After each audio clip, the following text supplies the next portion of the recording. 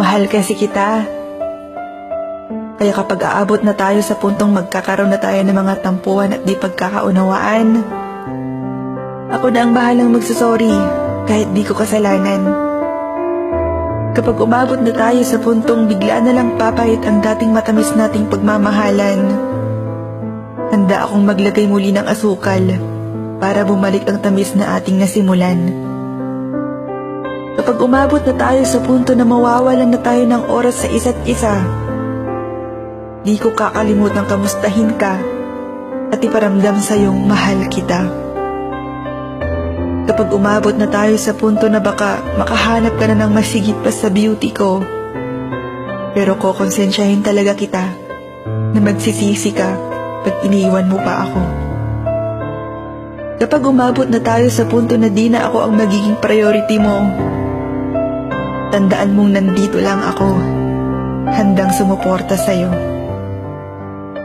Kapag umabot na tayo sa punto na baka unti-unti ka na lang lumayo, susunod ako sa'yo at hihilain kita pabalik sa kung ano ang meron tayo.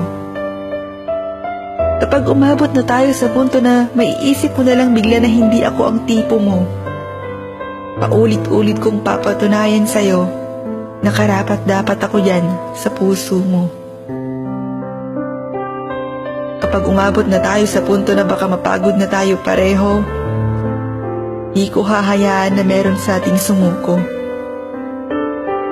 Kapag umabot na tayo sa punto na parang wala na, finish na, pero palagi ko pa rin ipapaalala sa'yo na kaya pa nating dalawa.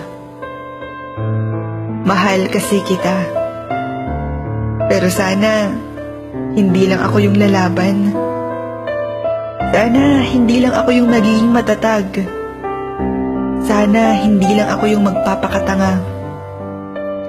At sana, hindi lang ako yung aasa. Sana, ikaw rin. Para mas madali nating mapagtatagumpayan ang lahat ng ating nagiging problema kung pareho tayong lalabang dalawa. Aabot tayo sa punto na mapapagod na tayo. Aabot sa punto na magkakatampuhan tayo. Aabot sa punto na magkakasawaan na tayo. Pero alam ko at sigurado akong hindi aabot sa punto na magwawakas ang tayo. Dahil mahal kita at handa akong makasama ka hanggang sa dulo.